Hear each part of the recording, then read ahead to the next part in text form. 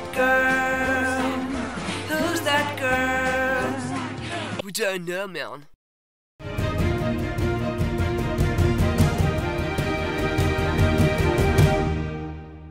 The town of Ceres. Well, that has to ring a bell, right? Now, firstly, what you should know, this ties into the new support champion we eagerly await for, as well by the name of the town alone, Ceres. Is there a story intertwined here somehow? I wonder. Bear in mind, Ceres takes her name from the town she completely destroyed, as stated in her lore right here.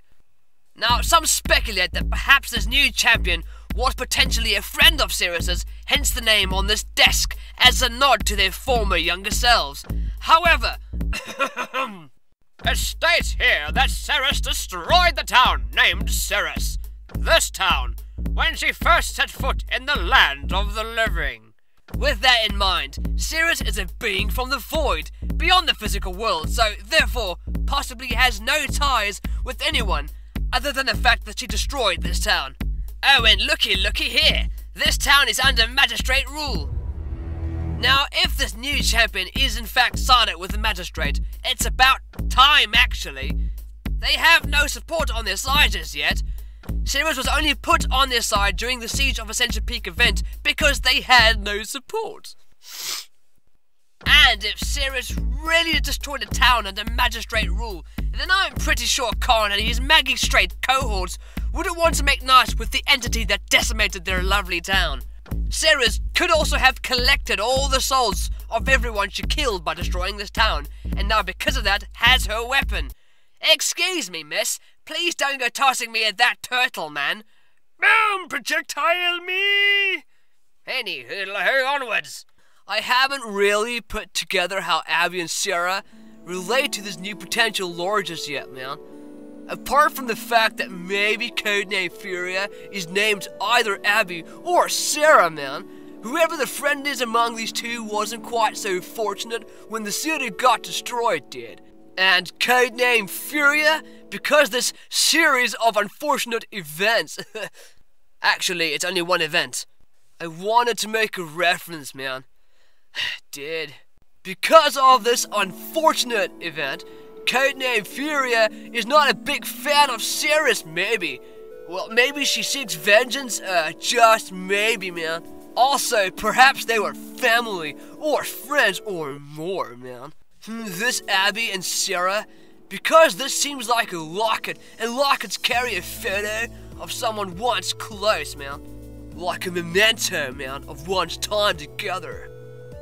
And because Ceres is a being from beyond, she could possibly not have had a physical form, man, and then possess the body of Furia's friend, either Abby or Sarah, depending, or even further down the garden path, maybe this friend was experimenting with magic she shouldn't have been, and inadvertently summoned Ceres.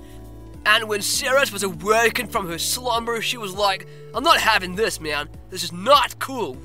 So she took on the friend's form, possessed her body, man. A lot to think about, man. A lot. Now this here book of enchantments, I assume, is potentially in Furia's possession. It looks like an incantus, a book of arcane symbols or something, but could also very well be a religious book. But then again, Torvald is also in possession of a book. Right here, see? Now I'm not saying it is indeed the same book, but it also could be two different books with similar contents. Though doubtful, as Torvald is more of a scholar than a man of faith, it would seem. Now Furia could just be of the magistrate, as she's from a town under the magistrate banner. Here, look, see it again. See there, that temple, that cathedral? Yeah, that's important apparently.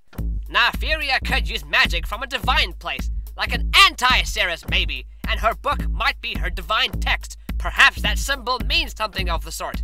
Also in this here lore video, Karn and his followers, I suppose, are gathered in some sort of temple.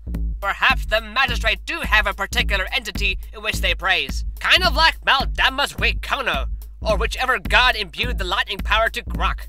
So yeah, Furia could be a support that's kind of like Mercy? Sorry, how dare I mention an Overwatch character and say that this new champion could be copying this game Overlord and further putting forward the idea that Paladins is a copy of Overwatch. So yeah, Furia could be a healer using power granted from a divine source through this book and this temple's teachings. The name on the book, FYI, the Eternal Pyre, could just be the name of the sect, or the name of the book which has their religious teachings in it, and the symbol is just its symbol of divinity.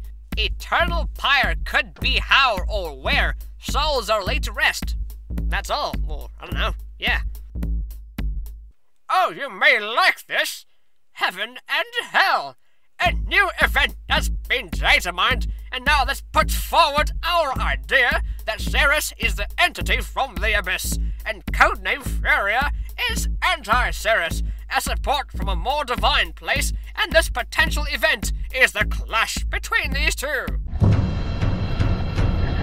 One using souls from the Abyss, and the other a guide for souls to the afterlife. Interesting duality there. So, whenever this event is dropped, it makes a whole lot of sense to drop this new champion in there. It would be a damned brilliant introduction, or they could just do what they did with Khan. Release the event and not bother with Furia just yet, and release her in the next patch. Strange thing. There is a new Onslaught map in the works, and it could just maybe, be the map they release with this event, and it could be in that damned temple. Seeing as the event is titled Heaven and Hell, and this test map says a lot. It could just be a damn temple. I'm rather excited regardless.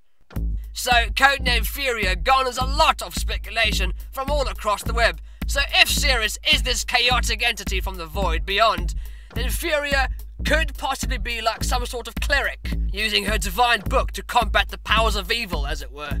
She could have some sort of religious item that could be manipulated with divine power as her weapon. Oh, what would be awesome is that if her healing was something along the lines of this Eternal Pyre and the Holy Fires or some such heals. That could be cool. Oh, lastly, there was mention of firing through walls. Any thoughts on that? Let us know below. Until next time, man, that was speculation on the new incoming character to Paladins and the Realm, dude.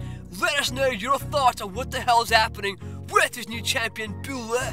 Thank you for sticking around, Squires. We're almost on 1,000 subscribers, which is unreal to us. And apologies for not posting last week. We're giving our voices a bit of a break. It's quite taxing, I assure you. And to end it off, hit that subscribe button and hit that bell icon for more of this ridiculous content. Cheerio, Squires.